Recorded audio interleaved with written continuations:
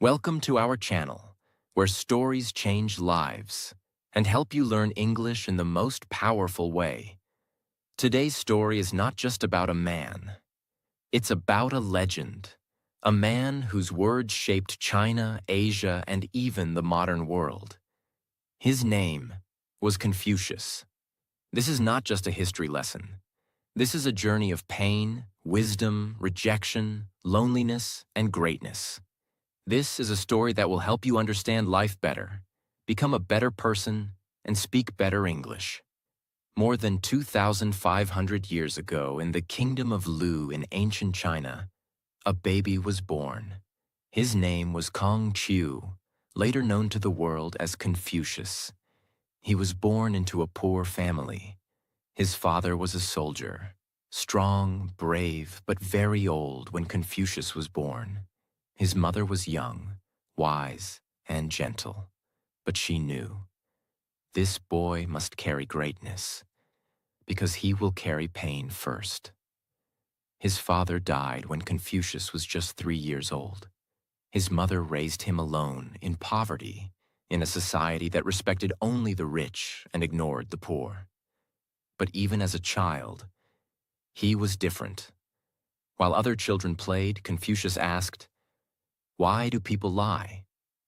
Why do rulers care more about war than their people? Why don't leaders live like role models?" His mother taught him morals, but Confucius taught himself everything else. He studied music, history, rituals, and poetry. He learned from anyone: old farmers, travelers, monks, dancers. He read ancient scrolls while others slept, but he was poor. He had no money, no fancy education, no rich connections. He had only one thing: a burning desire to understand life and change it. People thought he was strange, too serious, too wise for his age. When he spoke, adults laughed. When he questioned traditions, elders got angry, but Confucius kept learning. He believed, even if no one listens, I must learn, because someday, the world will need my voice. His first job? Caretaker of animals. Then a warehouse keeper. Then a clerk. Small jobs, low money. But he never stopped reading. Never stopped observing human nature. He watched rulers cheat. He watched priests sell fake rituals. He watched people pretend to be wise, but follow nothing true. And one day he whispered to himself, "One day, I will teach the truth even if I'm poor, even if I'm alone." By age 22, Confucius began teaching. He had no classroom, no official title, no salary, no university, but he had ideas that the world had never heard before. Lead by example, not by fear. Respect your parents. They gave you life. Do not do to others what you would not want done to you. A gentleman is not born, he is made through effort. The man who moves a mountain begins by carrying small stones. People were confused, some laughed, but a few young men said, "I want to learn from this man." These men became his first students, but truth is heavy, and in those days, it was dangerous. Confucius was not rich, not powerful. He had no army, no temple, no title. So many government leaders hated him. They said, "He's too bold. He's telling people to think. He's dangerous." But Confucius never stopped. He believed the world could become a better place if people respected elders, followed rituals, spoke honestly, served the people, not power. One of his most powerful quotes was, "If the people are led by laws and punished by force, they will try to avoid punishment. But if they are led by virtue and guided by example, they will become better." That message shook the world. In his heart, Confucius had one dream: if only I could advise a king, if only I could serve a good ruler, I would help him build a peaceful kingdom. And so Confucius began traveling from state to state. He walked for miles, slept under trees, carried no gold, only books. He knocked on the doors of kings and governors and said, "Let me help you rule with wisdom, not fear." Some gave him food, some laughed, some banned him from their cities. Some called him the mad philosopher. But he kept walking. He kept teaching. Even when he was tired, sick, hungry, and rejected, he still believed. I was not born to please the rulers. I was born to serve the people. This was just the beginning of the journey. He had no throne, no weapons, no army, and no wealth. But he had one thing no ruler could kill: an unshakable truth. Part 2. The man who walked alone, carrying truth.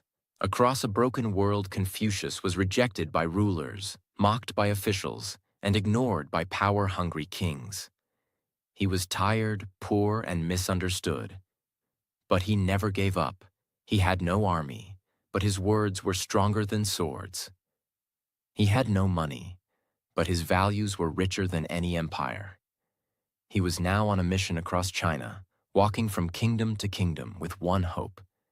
If I can find even one wise ruler, I will help him build a kingdom of peace, justice, and harmony. Confucius was now in his 50s. For years, he had taught students. But now, he left home to spread truth. He walked for thousands of miles, carrying only a small bag of scrolls, a staff, and his belief. But the world was broken. Warlords were fighting. Governments were corrupting. Innocent people were suffering. He arrived at one palace. The guards stopped him. "Who are you?" Confucius said. "I am a teacher of virtue. Let me serve your ruler. I seek no gold, no title, only a chance to guide with wisdom." The guards laughed. The minister said, "We don't need poems and morals. We need weapons and strategies." And just like that, Confucius was sent away again. But he didn't cry. He turned to his students and said, "A river keeps flowing even when the mountain blocks it. We keep walking." In one region, no king would meet them. It was winter, food was gone, and they had no shelter. One of his students fell sick. Another said, "Master, what are we doing? No one wants your wisdom." Confucius looked weak, but his voice was steady. "When you light a lamp in daylight, no one sees it. But in darkness, even a small light can save a life." He gathered dry grass, made a fire, and began teaching under the stars. He taught ethics. He taught self-discipline. He taught loyalty, humility, and the art of being human, even in suffering. He taught. Finally, Confucius reached a kingdom where the ruler seemed curious. The king asked, "What will you teach me?" Confucius said, "I will teach you to rule not with fear, but with righteousness." He taught, "Use rituals to inspire, not to control. Respect the people's pain. Don't reward flatterers, reward truth. Don't build big armies, build big hearts." But the king had enemies. His advisors whispered, "This philosopher will weaken you." Soon, Confucius was blamed for slowing reforms. He was chased out at night, under threat. One advisor wanted him executed, but a loyal student helped him escape. Confucius, now sick and coughing blood, looked up at the stars and whispered, "They fear me, not because I am wrong, but because I am right." In one province, a warlord invited Confucius to dine. It was a trap. As they entered the hall, his students noticed. No guards, no candles, no food. One whispered, "Master, we must leave." As they tried to exit, soldiers with swords appeared. Confucius said nothing. He closed his eyes. He stood tall. But then, from behind, a brave official who had once been his student arrived with soldiers. "Let him go. If you kill him, you kill China's conscience." The attackers fled. Confucius survived. But now he was famous not for power, but for being a threat to the powerful. By now, Confucius had more than 70 dedicated students. Some were rich, some poor, some old, some young. They followed him not for money, but for meaning. He taught them how to speak with grace, how to listen with respect, how to govern with virtue, how to live with discipline. One student asked, "Master, what is success?" He answered, "Success is not in what you achieve. It's in what you become." Another asked, "Master, will your words survive?" He smiled and said, "If people love truth, my voice will never die." After 13 years of wandering, Confucius returned to Lu, his birthplace. He was now in his 60s, older, wiser, tired, but unbroken. People had changed. His fame had spread. Young scholars came to hear him. Even old enemies now respected him. He was invited to speak in temples. He met governors. He gave advice. But he never accepted power. He said, "I don't want to rule. I want to teach the rulers how to rule themselves." And finally, he began to write. Confucius believed truth must be written down, not just spoken. He gathered his students and began editing.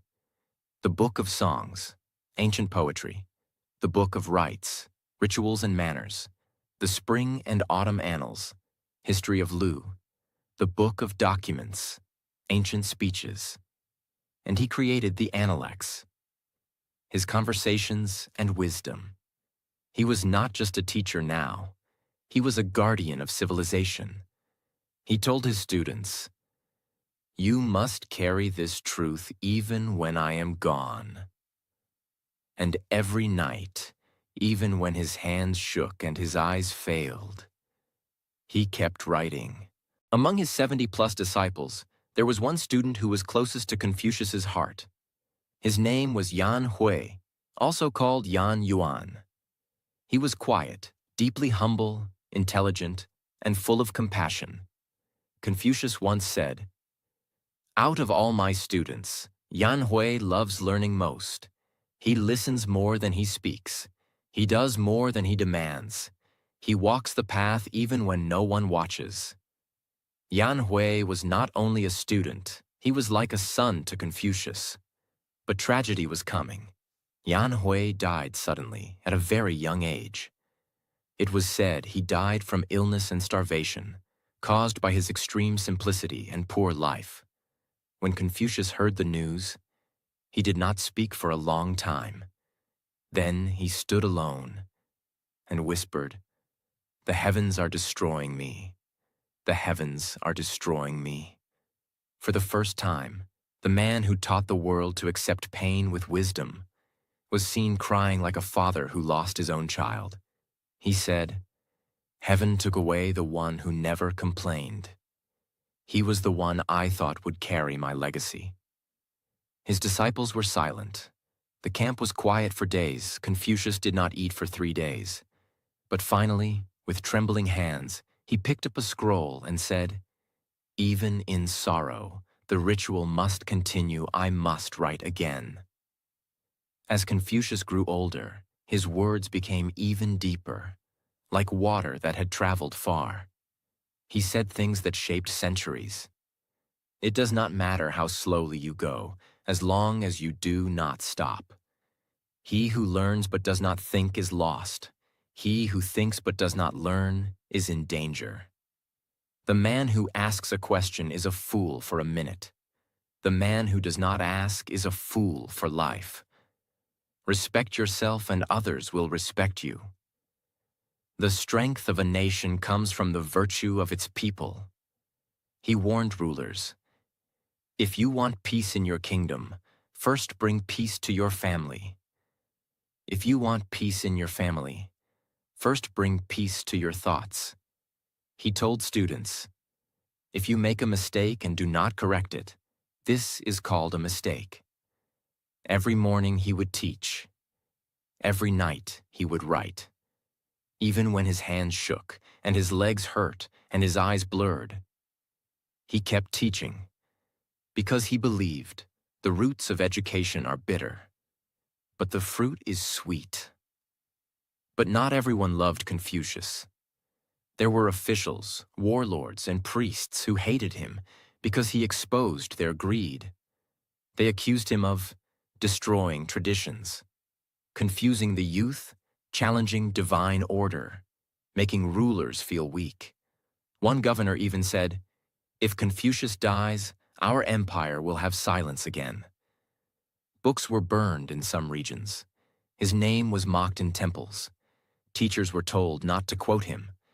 But Confucius remained calm.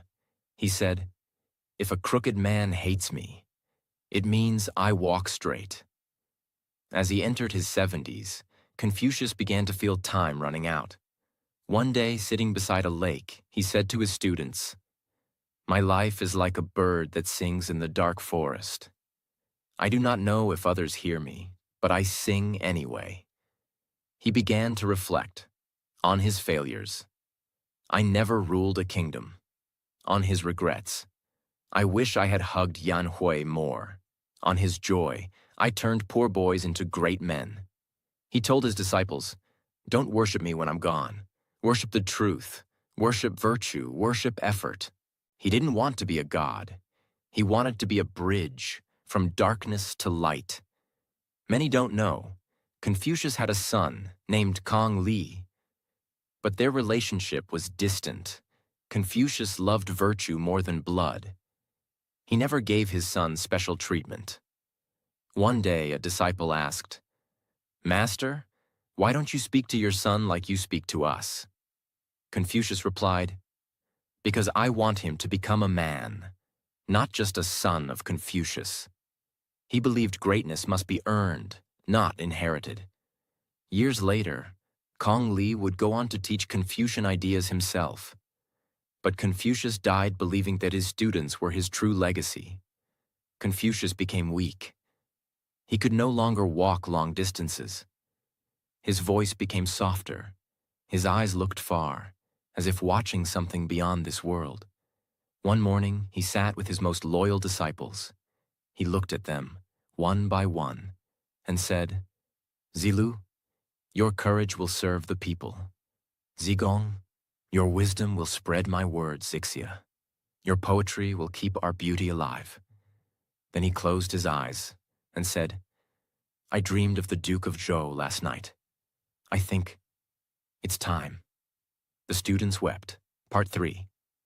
The master dies, but his voice refuses to be silent. The room was dim. The scrolls were stacked. The old master, now in his 70s, was breathing slower, speaking softer and dreaming deeper. He knew the end was near, but he was not afraid. He was preparing, not for death, but for immortality. Each day his students came, kneeled beside him, and waited. He didn't speak much. He didn't eat much. But sometimes his eyes opened wide, and he would whisper lines of poetry, fragments of dreams, memories of stars, tears of wisdom. One morning, he opened his eyes and said, "I dreamed again of the Duke of Zhou. He stood by a bridge made of books. I think I will cross it soon." The students looked at each other. They knew the final sunrise was coming. It was a clear morning, no clouds, no rain, just silence. Confucius was lying on a bamboo mat, his scrolls close to him. His robes were white.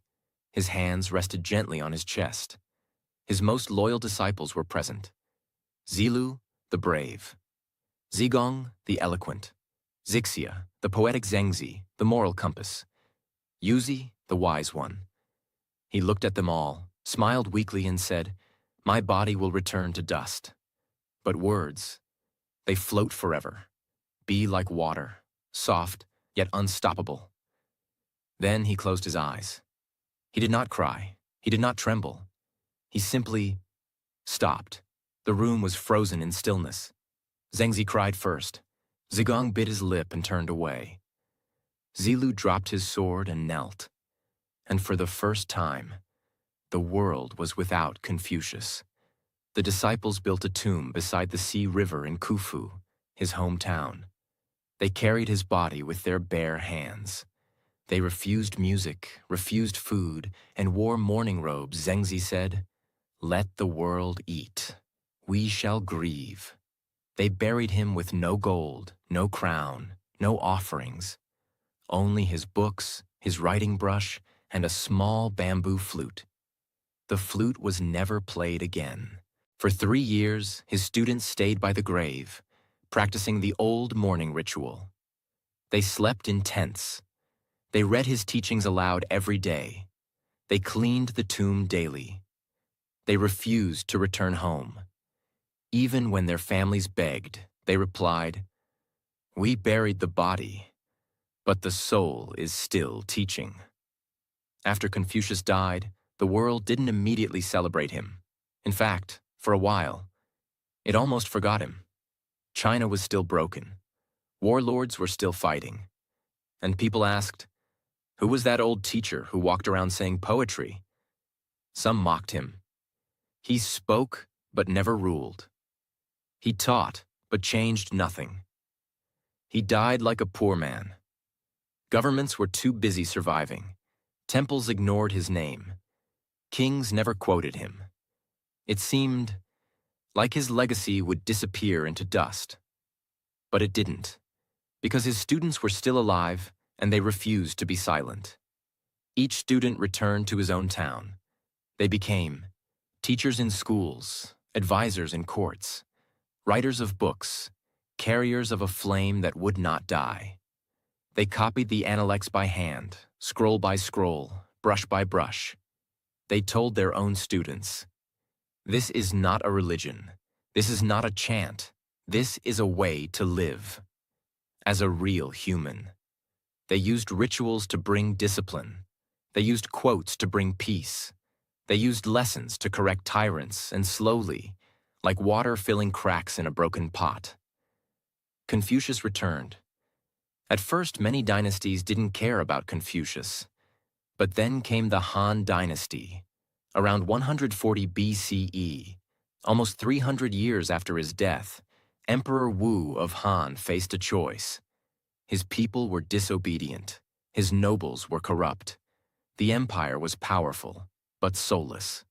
One of his advisors said, "Your Majesty, if you want strength that lasts, don't build taller walls, build better minds. Teach Confucius." The emperor agreed. And from that moment, Confucianism became the soul of the Chinese government. The Han Dynasty built schools teaching Confucian thought, exams for officials based on Confucian texts, temples in his name across every province, shrines where people burned incense and read his words. Confucius was no longer a wandering philosopher. He became the standard of ethics, the model of education, the definition of Chinese culture. Children memorized his words. Leaders quoted his lessons. Even foreign countries, Japan, Korea, Vietnam, began to follow Confucian teachings. The man who died in silence was now shaping empires. Over centuries, Confucius was given more than 50 noble titles by different emperors. Great sage, first teacher of the people. Model teacher for 10,000 generations. Most holy and revered philosopher. In some periods, his descendants were given land, honors, and power. One emperor even said, "If Buddha is the light of the soul, Confucius is the structure of society." His tomb became a pilgrimage site. His teachings became required study for anyone who wanted to work in government. Thanks to his disciples, these 5 classic texts survived. 1. The Book of Rites, about manners, rituals, and social rules. 2. The Book of Songs, ancient Chinese poetry and values. 3. The Book of History, speeches from past kings. 4. The Spring and Autumn Annals, a political journal written by Confucius himself. 5. The Analects, conversations, quotes, and lessons from Confucius. These became the foundation of Chinese education for 2,000 years. Millions memorized them. Millions passed exams based on them. And today, millions still read them. In modern times, Confucius is not just Chinese.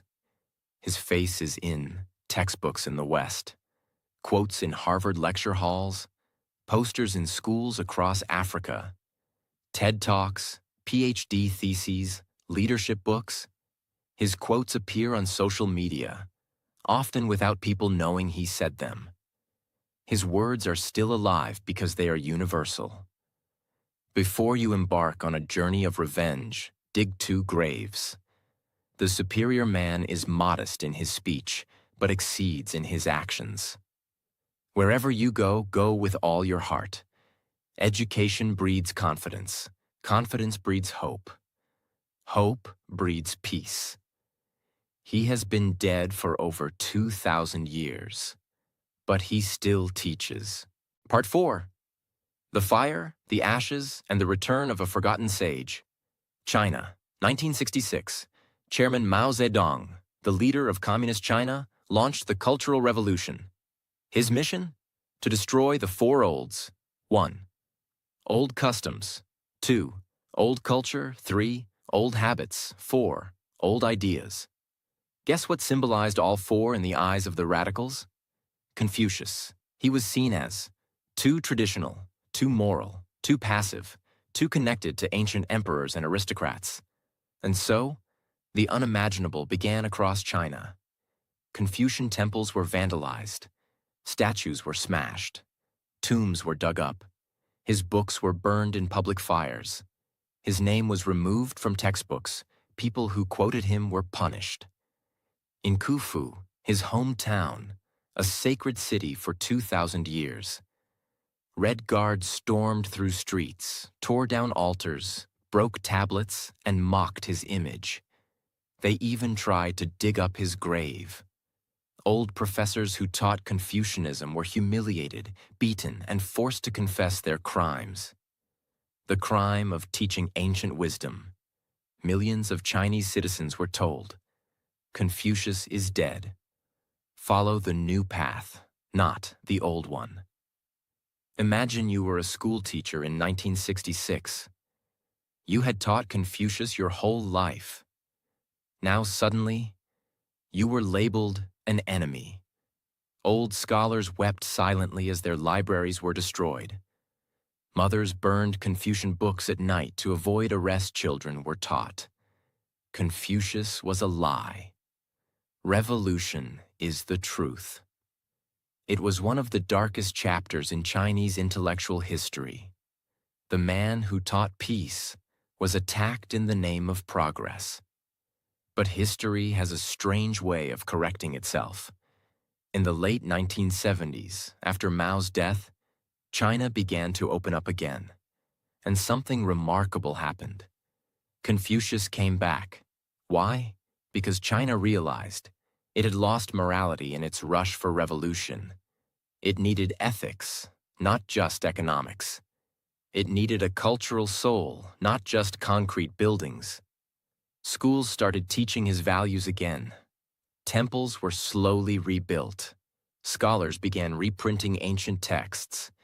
Even the government said, "We misunderstood him, we need him again." The flame had survived the storm. Here's something unbelievable.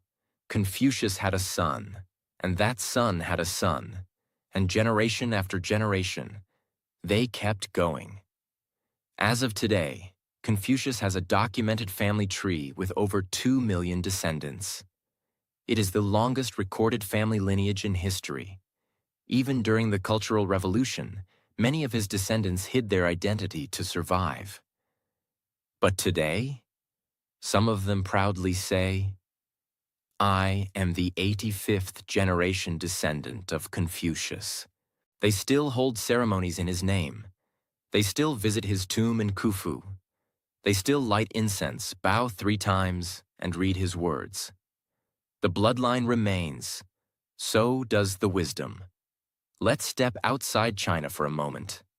Today, Confucius's name appears in universities, philosophy books, diplomacy, business ethics, moral psychology, parenting seminars.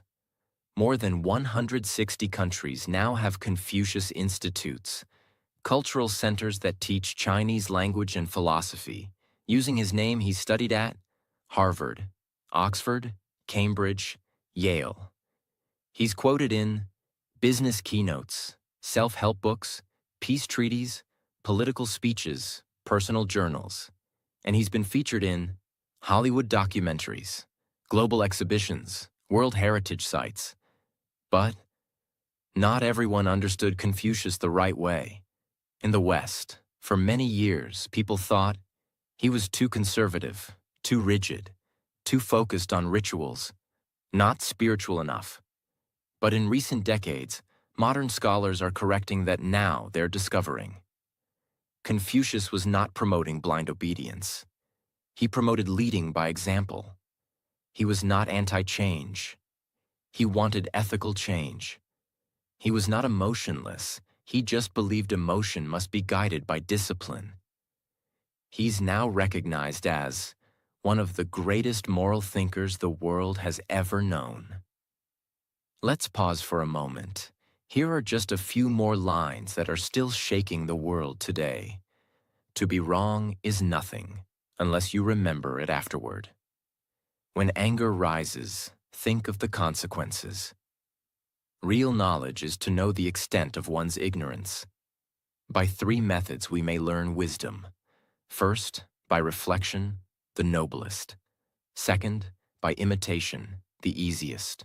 Third, by experience, the bitterest.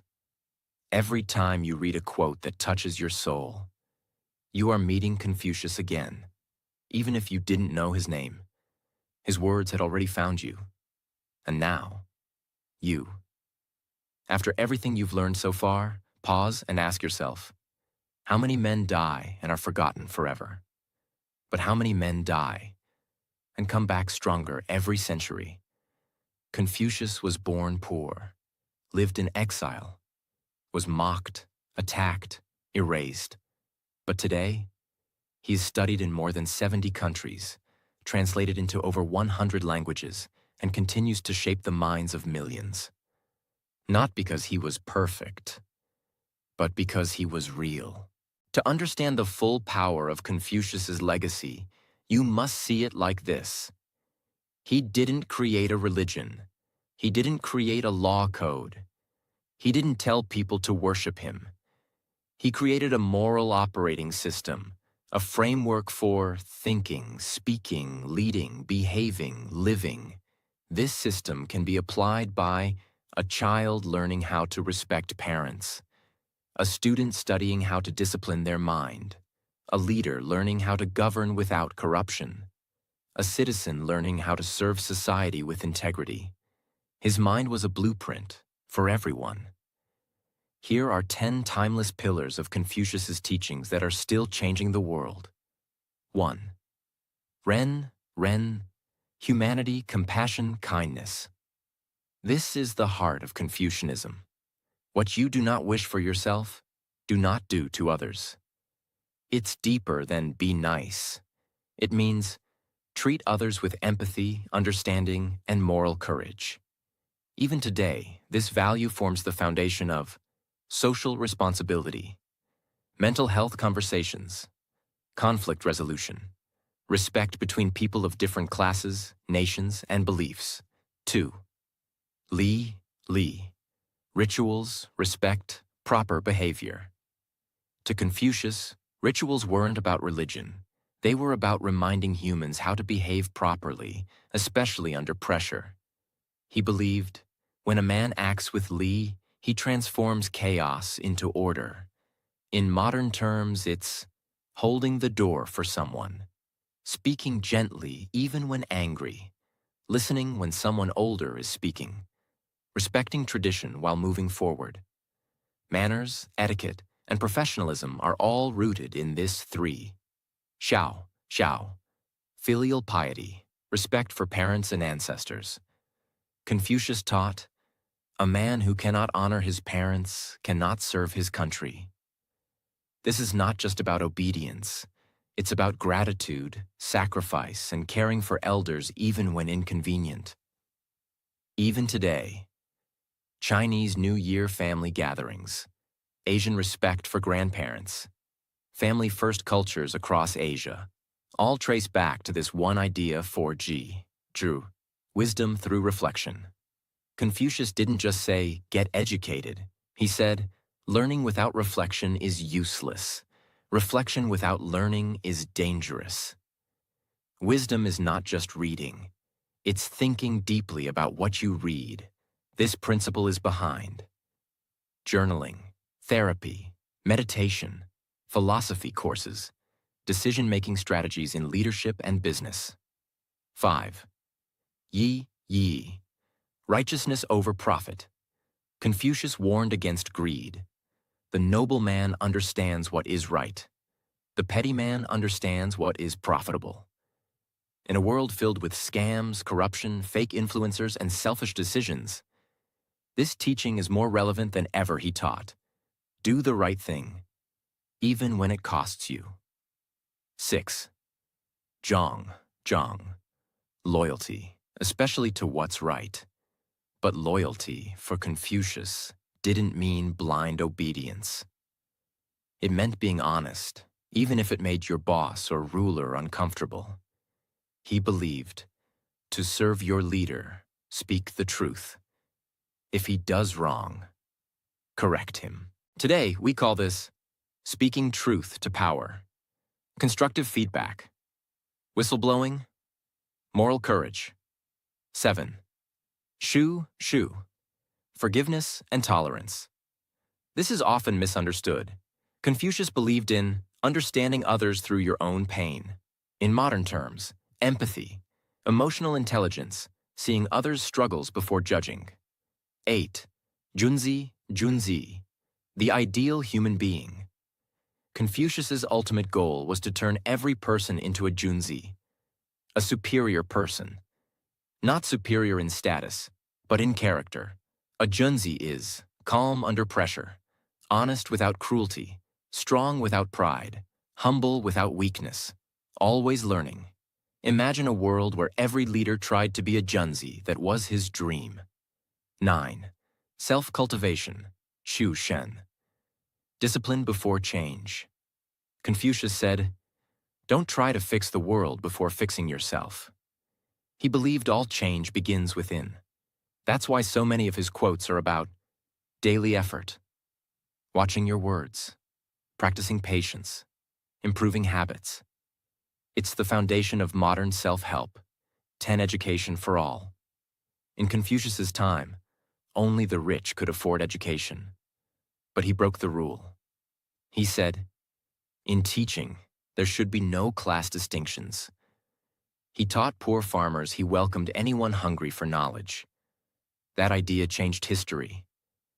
And today, every school system owes something to him. You may not realize it, but when you sit quietly to think, that's Confucius.